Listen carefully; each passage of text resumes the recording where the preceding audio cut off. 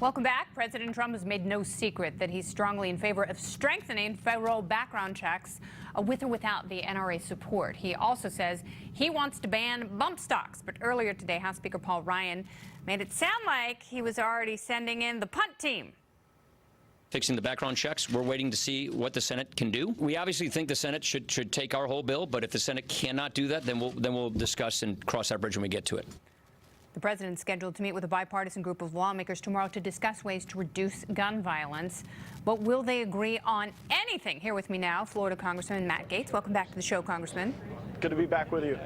So let's talk about this, because I know a lot of people in your caucus have some issues. Anytime the subject of gun control comes up, what do you think will actually make purchase? What will get done in a bipartisan manner in the wake of this latest school shooting? Well, I could tell you what the House believes. We believe that the Second Amendment shouldn't stop at state lines. People should be able to use their concealed carry permits with reciprocity in other states. And we also believe that we should strengthen our technology assets that allow us to be able to identify what people are mentally ill or otherwise unable to own guns under our existing laws. So before we go and pass a bunch of new laws that could potentially deprive law-abiding people of their Second Amendment rights, let's make sure we're doing everything to enforce our current laws and our current practices so that we've got every resource at our disposal to stay safe. Yeah, and I think that's a really good point, because oftentimes on the left, they operate as though there's so much lawlessness and carelessness when it comes to gun ownership in this country, and a vast majority of gun owners are incredibly responsible and abide by all those laws. There are so many of them, but there are flaws in the laws. There are elements of the system that have obviously completely broken down, especially when you look at what happened in Florida. What do you see being the final outcome of this legislation and both chambers coming together?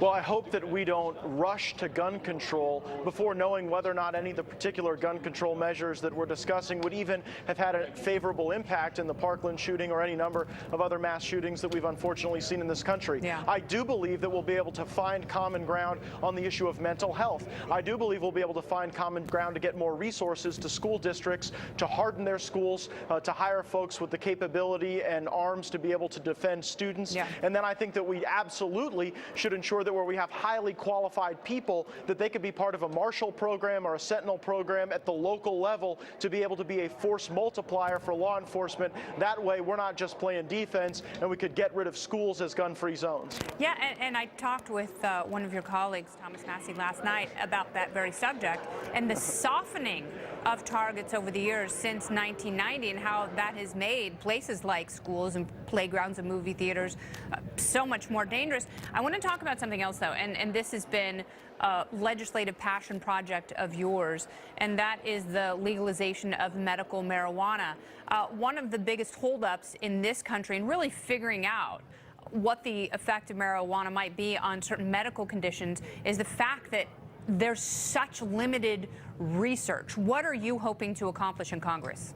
Well, Kennedy, only on your show can I come on and talk about guns and weed. Well, but our thank you. marijuana legislation would ensure that we've got greater access to research and that the federal government doesn't stand between people and their patients, and that we don't use the apparatus of government to stop ourselves from unlocking cures. So my legislation would require more research-grade marijuana to be produced. It would allow veterans in particular to have more access to federally approved research trials, and absolutely would create a safe harbor for some of our universities who want to do marijuana research but are afraid that some of their other grants could be put in jeopardy. So yeah, they wouldn't be able to. You're right. They wouldn't be able to get that federal funding.